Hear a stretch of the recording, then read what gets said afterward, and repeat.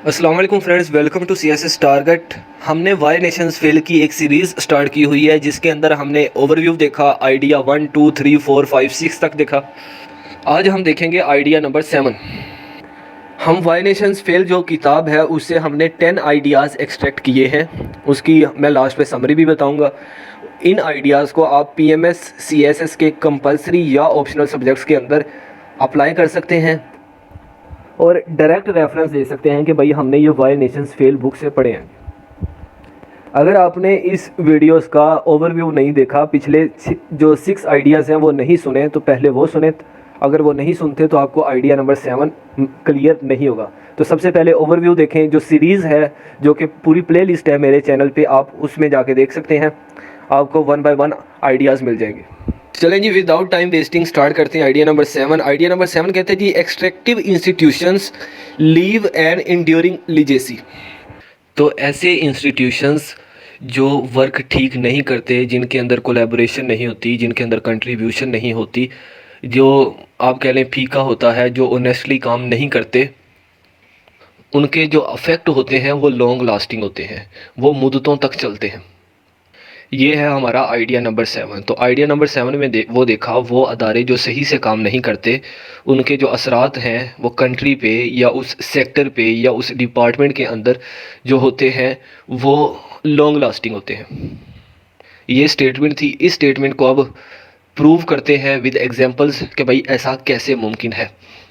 तो अगर आपको इंस्टीट्यूशन ऑफ स्लेवरी का पता है, अमेरिका के अंदर स्लेवरी का पता है, जो स्लेव लाकर बेचे गए थे, स्पेन से लाए गए थे और अमेरिका के अंदर सेल आउट किए गए थे, अगर आपको उनका पता है तो आपको पता होगा कि स्लेवरी एक नॉन रिजॉल्व इशू रहा अमेरिका के अंदर, और कई साल चलते रहे। स्लेवरी के इम्पैक्ट्स आज भी देखे जाते हैं। जब भी कोई गोरा काले को मारता है तो वहाँ पे एज अ रेफरेंस यही बताया जाता है कि भाई इनका पुराना तरीकाकार ये है, ये स्लेव से नफ़रत करते हैं, इन्होंने स्लेव से वर्कआउट बहुत ज़्यादा लिया था। इन्होंने जो इनका प्रेसिडेंट था फर्स्ट, उन्होंने वादा किया था स्लेव के साथ, अगर हम इंग्लैंड से जंग जीत गए तो आपको फ्री कर दिया जाएगा, लेकिन फ्री ना किया गया। उसके बाद जो स्लेवरी है अब्राहम लिंकन के दौर में जाके ख़त्म होती है। तो इसके लिए जो स्लेव थे उन्हें कई कुर्बानियाँ देनी पड़ी। तो इससे पहले देखा जाए, जो स्लेवरी थी एक्चुअल में अफ्रीका में पाई जाती थी। तो अफ्रीका के जो इलाके थे वो बहुत गरीब थे, वहाँ पे जो पॉलिटिकल इंस्टीट्यूशंस थे वो एक्सट्रैक्टिव थे, और अफ्रीका के लोगों के पास कोई काम धंधा नहीं था करने के लिए। ठीक है, तो हुआ ये कि वहाँ पे जो एलीट क्लास के लोग थे उन्होंने क्या किया, जो स्लेव थे वो सेल करने शुरू कर दी। उन्होंने कहाँ किए, उन्होंने जाके अमेरिका में किए। अमेरिका को पहले न्यू लैंड बोला जाता था, फिर सटरेंज लैंड बोला जाता था, फिर गोल्डन लैंड बोला जाता था, उसके बाद इसका नाम अमेरिका रखा गया। खुसूसी तौर पे स्पेन हो गया, फ्रांस हो गया, इसके अलावा इंग्लैंड हो गया, इसके अलावा पुर्तगाल हो गया, इसके अलावा इटली हो गया। ये सारे वो कंट्रीज़ हैं जिन्होंने अफ्रीका से ज़्यादा स्लेव पकड़े और जाके अमेरिका को बेचे। और अमेरिका के अंदर जो साउथ अमेरिका थे, उनकी जो सारी की सारी इकोनॉमी डिपेंड करती थी वो इन स्लेव्स पे ही करती थी। जो एलीट क्लास के लोग थे वो अपने बच्चों को स्कूल में पढ़ाते थे, और जो ये गुलाम थे, जो स्लेव थे, जो ब्लैक स्लेव थे, इन्हें पहले तो जंजीरों में बांध के लाया गया और वहाँ पर इन पर पूरी मोनिटरिंग होती थी, और इनसे जो खेती बाड़ी का काम है इन्हीं से लिया जाता था। तो फिर वो ये इन अफ्रीका के स्लेव्स को बेच के क्या करते थे, इन्हें इनके रिटर्न में क्या मिलता था, कॉटन मिलती थी, और दूसरी आइटम जो कि जिनकी प्राइस ज़्यादा होती थी, इनके रिटर्न में वो मिलती थी, पैसे मिलते थे, गोल्ड मिलता था, कॉपर मिलता था जब वो स्लेव को बेचते थे। फिर एट दी एंड जो स्लेव्स थे उन्होंने भागना शुरू कर दिया अमेरिका। आप अगर अमेरिकन हिस्ट्री में पढ़ें तो उन्होंने एक वार बनाई, उन्होंने कई गोरों को कत्ल किया, फिर दूसरी दफ़ा हुआ, फिर तीसरी दफ़ा हुआ, फिर जो नॉर्थ अमेरिका था उसने प्रॉपर डिक्लेयर कर दिया कि ये जो स्लेवरी है इसको एंड हो जाना चाहिए। लेकिन जो साउथ अमेरिका था वो चाहता था कि भाई ये स्लेवरी जो है ये एंड ना हो, क्योंकि हमारी सारी इकोनॉमी इस पर डिपेंड करती है। लेकिन जो नॉर्थ अमेरिका था वो इंडस्ट्री की तरफ चले गए थे, अब उन्हें स्लेव्स की ज़रूरत नहीं रही थी। तो फिर एट दी एंड 1807 में स्लेवरी ख़त्म हो जाती है। लेकिन वो तो अमेरिका में ख़त्म होती है, लेकिन अफ्रीका के अंदर स्लेवरी ख़त्म नहीं होती। फिर जो अफ्रीका के अंदर जो स्लेव्स हैं उन्हें जो आज़ादी मिलती है वो जाके 20th सेंचुरी में जाके मिलती है। हम यहाँ पे एक और एग्जांपल लेते हैं जो कि सीरा लियोन है, जो कि ब्रिटिश कॉलोनी थी 1961 के अंदर। बरतानिया ने क्या किया, वहाँ से कुछ लोग उठाए, उन्हें कुछ को रूलर्स बना दिया, यानी कि वो वहाँ पे रूल करेंगे लेकिन ब्रिटिश के कानून के मुताबिक।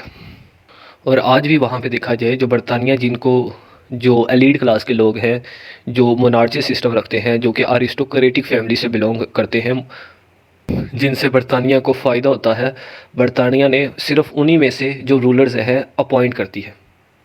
तो यहाँ से हमें पता लगा कि जो पॉलिटिकल सिस्टम है वो हमेशा से क्या रहा है जी, एक्सट्रैक्टिव रहा है। आप खुद ही देख लें, किसी भी कंट्री को देख लें कि वहाँ पे आज के दौर में जो पॉलिटिकल सिस्टम है वो एक्सट्रैक्टिव पाया जाता है। अब एक्सट्रैक्टिव का मतलब क्या है जी? मतलब ये है कि वहाँ पे जितनी भी पॉलिटिकल पार्टीज़ हैं वो कभी भी किसी एक पॉइंट पे सारी की सारी मुत्तफिक नहीं होती। पाकिस्तान को ऐसा एग्जांपल ले लें तो आपको पता है कि पीडीएम बनी हुई है, सारी जमातें एक तरफ, और एक ये पीटीआई है, वो उनको बुरा भला कहते हैं, वो इनको बुरा भला कहते हैं। किसी एक प्लेटफॉर्म पे सारे इकट्ठे नहीं हैं। यानी कि आज के दौर में इसके लिए एक वर्ड इस्तेमाल किया जाता है जिसको बोला जाता है पॉलिटिकल पोलराइजेशन। तो इसको हम एक्सट्रैक्टिव पॉलिटिकल सिस्टम भी बोल सकते हैं। ये उसकी नई फॉर्म है, पॉलिटिकल पोलराइजेशन नई फॉर्म है, और जो इसकी पुरानी फॉर्म थी वो थी पॉलिटिकल सिस्टम या एक्सट्रैक्टिव पॉलिटिकल सिस्टम। इसी तरह अगर इकोनॉमिक इंस्टीट्यूशंस या इकोनॉमिक सिस्टम की मिसाल ली जाए तो 1949 की बात करते हैं हम।